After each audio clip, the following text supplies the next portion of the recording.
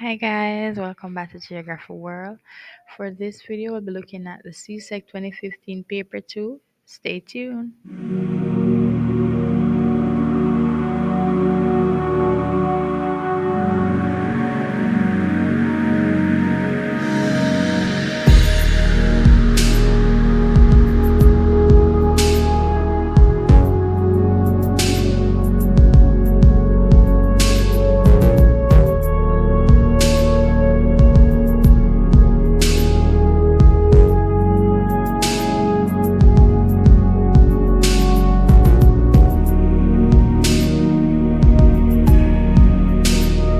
I see the comments and requests and I will act on them.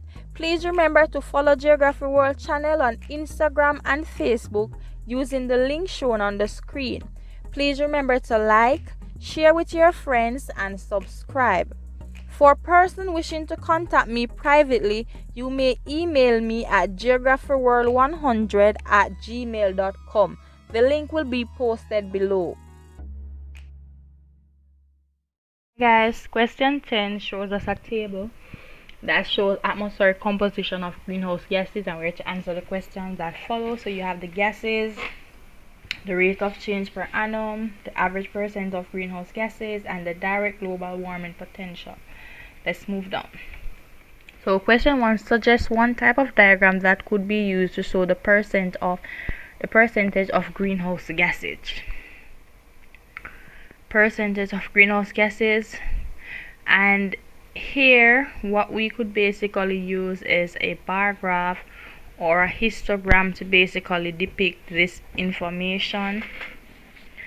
Part 2 of the question asks that we identify the gas that is the most abundant of the greenhouse gases. To suggest one type of diagram that could be used to show the percentage of greenhouse gases, and looking at the data that is given, a bar graph or a histogram would be the best graph that you can use to basically show the percentage of gas. Part B says identify the gas that is the most abundant of the greenhouse gases, and water vapor is, and it is 33 to 66 percent, average percent. Part 3 says which gas is most effective in increasing global warming. Which gas is most effective in increasing global warming? And based on it, you see that it's chlorofluorocarbons, because the direct global warming potential is 10,500 as opposed to the others. Part 4 asks which gas has the second highest rate of increase per annum. And the answer is methane. So part B to the question states that for any one Caribbean country, were to state the name of one area where pollution is a problem and identify the type of pollution.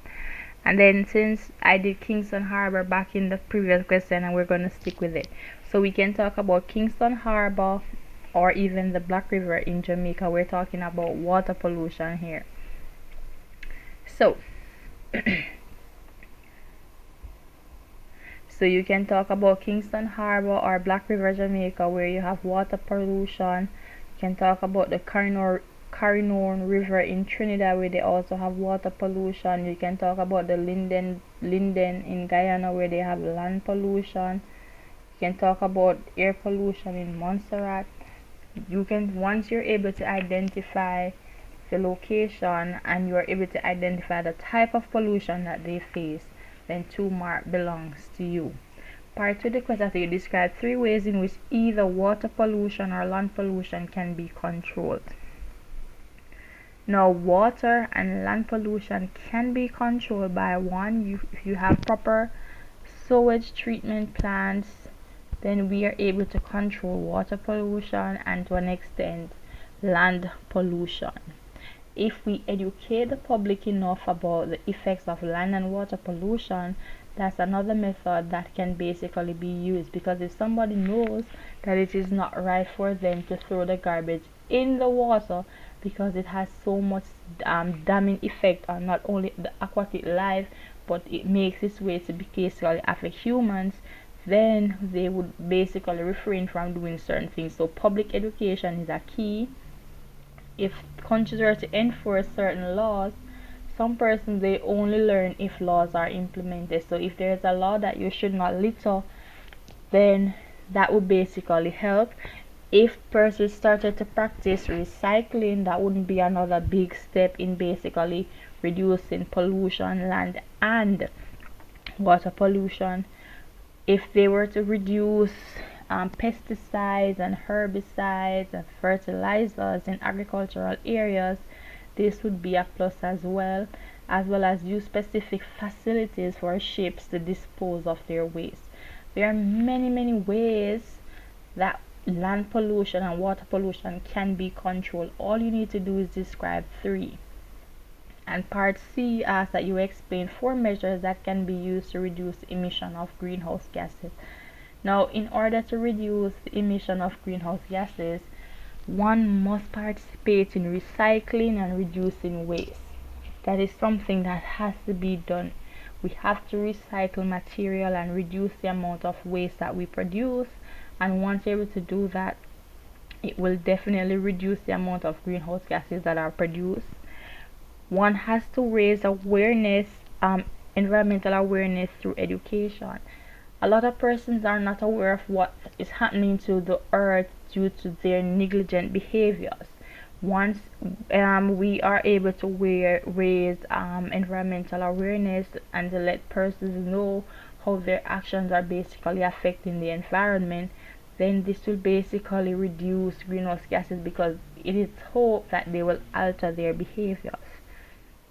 One can create laws to protect the environment, use alternate sources of energy, such as instead of using petroleum and fuel, why not use wind or water or solar, right? So using alternate source of energy and reforestation, replanting trees. Once you remove trees, you have to plant them back so that they can do the work that is required to basically reduce emission of greenhouse gases. There are many other ways that we can basically help to reduce the emission of greenhouse gases. However, only 4 measures are needed. Once you were able to explain any 4, that's 12 marks that belongs to you. That's a total of 24 marks. We are at the end of this video. Thank you for watching, and please remember to like, share, subscribe, and turn on your post notification bell in order to receive more videos like these. Leave comments below suggesting topics that you would want me to present on. In the comment section below, comment the name of your school and the territory for a shout out in my next video. Until then, bye.